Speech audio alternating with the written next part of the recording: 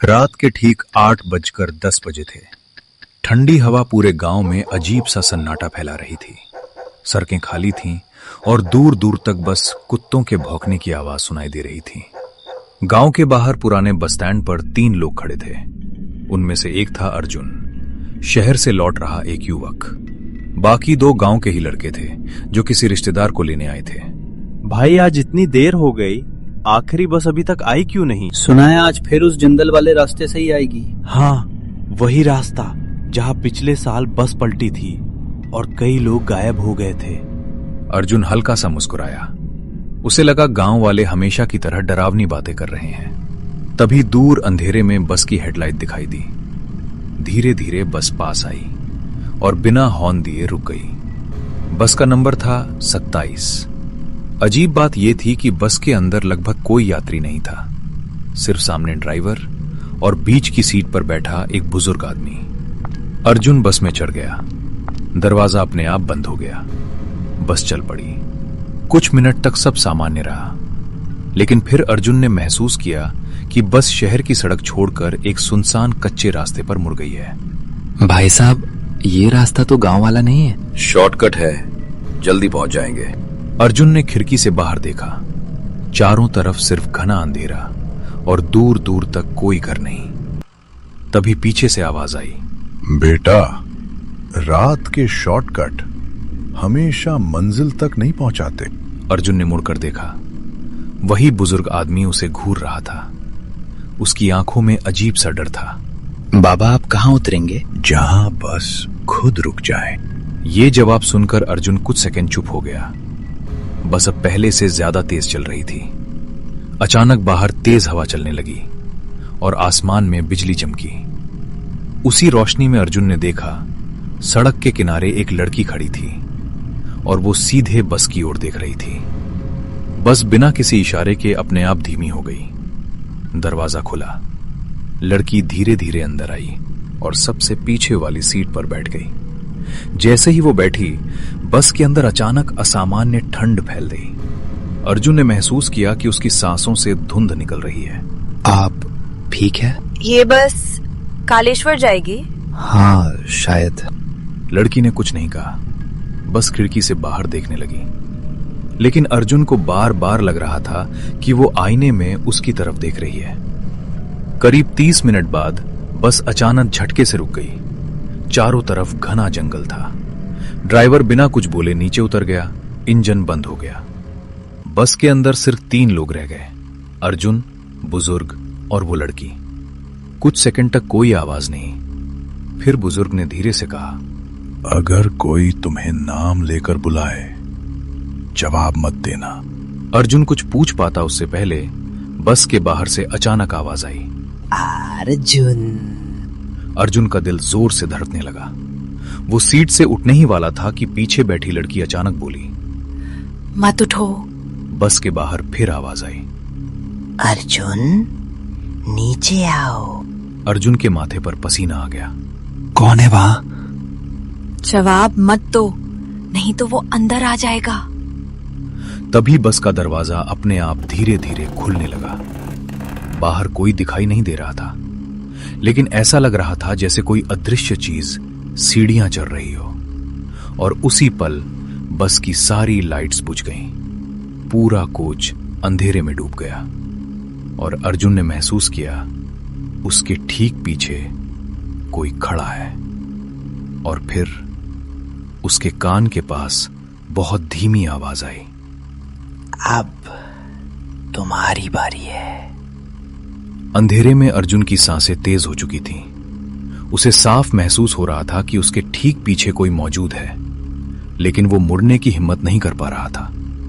तभी पीछे बैठी लड़की धीरे से बोली, मत मुड़ो, अगर मुड़े तो वो तुम्हारा चेहरा देख लेगा। अर्जुन के हाथ कांप रहे थे। बस के अंदर अब सिर्फ इंजन की हल्की सी आवाज और बाहर बहती हवा की सीटी सुनाई दे रही थी। कुछ सेकंड बाद अचानक बस का दरवाजा जोर से बंद हुआ और उसी पल लाइट्स फिर जल उठी। अर्जुन ने तुरंत पीछे देखा। वहां कोई नहीं था।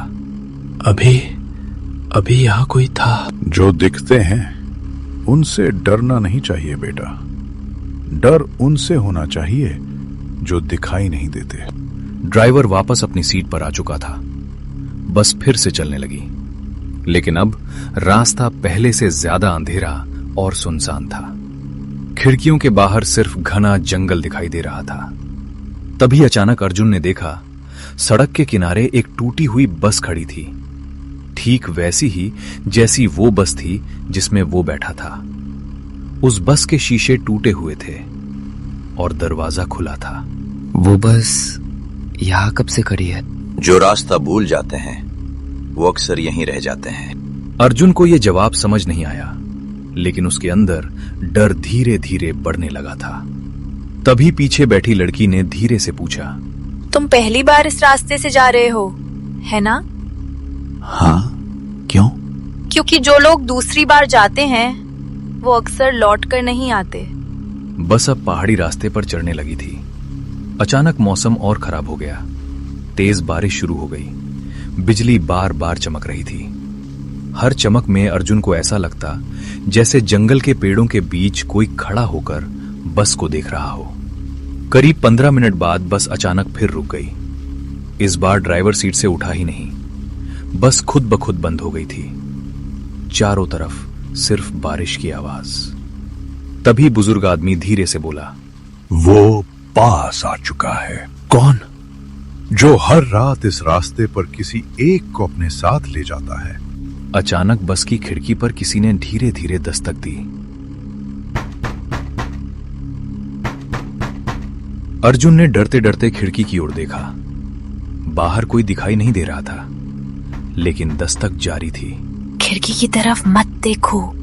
अर्जुन ने नजरें हटाने की कोशिश की, लेकिन तभी बिजली चमकी और उसी रोशनी में उसने देखा खिड़की के ठीक बाहर एक काला साया खड़ा था, जिसका चेहरा दिखाई नहीं दे रहा था। अर्जुन चीखने ही वाला था कि अचानक साया गायब हो गया। बस के अंदर फिर सन्नाटा छा गया। कुछ सेकंड बाद लड़की धीरे से बोली, अगर मैं तुम्हें एक रास्ता बताऊं तो क्या तुम भरोसा करोगे? कौन सा रास्ता? जब बस अगली बार रुके तुम नीचे मत उतरना, चाहे कुछ भी हो। अर्जुन कुछ पूछ पाता उससे पहले बस अचानक अपने आप चालू हो गई। इंजन तेज आवाज के साथ गरजने लगा। ड्राइवर की आंखें शीशे में दिखाई दे रही थीं, लेकिन अजीब बात यह थी कि वो स्टीयरिंग को छू भी नहीं रहा था। बस खुद चल रही थी। अर्जुन की धड़कन तेज हो गई। तभी अचानक सामने सड़क पर एक आदमी खड़ा दिखाई दिया, वही बुजुर्ग जो बस में बैठा था। लेकिन उसी समय असली बुजुर्ग अभी भी सीट पर बैठे थे। अर्जुन का दिमाग सुन्न पड़ गया। ये कैसे? इस रास्ते पर हर चीज की परछाई भी चलती है बेटा।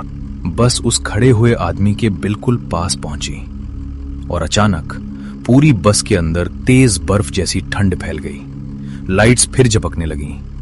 एक बार, 2 बार, 3 बार और फिर सब कुछ अंधेरे में डूब गया। अंधेरे में अचानक अर्जुन ने महसूस किया कोई उसकी सीट के नीचे धीरे धीरे हाथ घुमा रहा है और फिर एक ठंडी उंगली उसके पैर को छू गई। अर्जुन जोर से चिल्लाया, कौन? और उसी पल बस की लाइट्स वापस जल उठी। लेकिन अब बस के अंदर सिर्फ 2 लोग रह गए थे, अर्जुन और वो लड़की। बुजुर्ग और ड्राइवर दोनों गायब थे। अब सफर सच में शुरू हुआ है। बस के अंदर अब सिर्फ 2 लोग रह गए थे, अर्जुन और वो रहस्यमयी लड़की। बाहर तेज बारिश शुरू हो चुकी थी। खिड़कियों पर गिरती बूंदों की आवाज पूरे माहौल को और डरावना बना रही थी। अर्जुन की सांसें तेज थीं। ड्राइवर और वो बुजुर्ग कहाँ गए? इस रास्ते पर लोग गायब नहीं होते, उन्हें बुला लिया जाता है। बस अपने आप चल रही थी।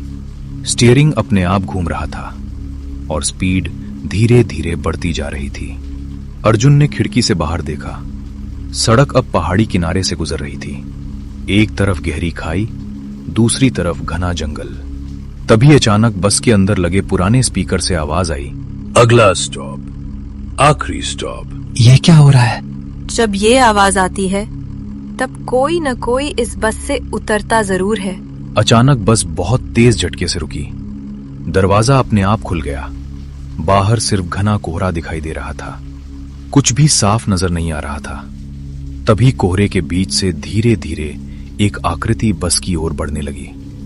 अर्जुन का दिल जोर जोर से धड़कने लगा। जैसे जैसे वो आकृति पास आई, अर्जुन की आंखें फैलती चली गईं, क्योंकि वो आकृति अर्जुन जैसी ही दिख रही थी। ये मैं। हर उस इंसान की एक परछाई यहाँ इंतजार करती है जो इस रास्ते पर आता है। बस के बाहर खड़ी वो आकृति धीरे धीरे मुस्कुराने लगी, और उसी पल अर्जुन के कान के पास किसी ने फुसफुसाया, अब जगह बदलने का समय है। अचानक बस के अंदर तेज ठंडी हवा चलने लगी। लाइट्स तेजी से झपकने लगी। अर्जुन को लगा जैसे कोई अदृश्य ताकत उसे सीट से खींच रही हो। मुझे बचाओ, ये मुझे खींच रहा है। अगर बचना है तो मेरी बात ध्यान से सुनो। जब बस फिर चलने लगे, अगले मोड़ पर कूद जाना और पीछे मुड़कर मत देखना, चाहे कुछ भी हो। लड़की ने अर्जुन का हाथ कसकर पकड़ा। अचानक बस फिर तेज गति से दौड़ने लगी। स्पीड लगातार बढ़ रही थी। खिड़कियों के बाहर बिजली चमक रही थी। हर चमक में अर्जुन को बस के बाहर कई साए दौड़ते हुए दिखाई दे रहे थे। कुछ ही सेकंड बाद सामने खतरनाक मोड़ दिखाई दिया। लड़की जोर से चिल्लाई, अभी कूदो! अर्जुन ने आंखें बंद की और चलती बस से छलांग लगा दी। कुछ सेकंड तक सिर्फ हवा की तेज आवाज, फिर सब शांत। अगली सुबह सड़क किनारे गांव वालों ने अर्जुन को बेहोशी की हालत में पाया। उसके शरीर पर हल्की चोटें थीं, लेकिन वो जिंदा था। जब उसे होश आया, उसने तुरंत पीछे सड़क की ओर देखा, लेकिन वहां कोई बस नहीं थी, जैसे वहां कभी कोई बस आई ही नहीं थी। गांव वालों ने बताया, उस रास्ते पर कई सालों से कोई रात की बस चलती ही नहीं।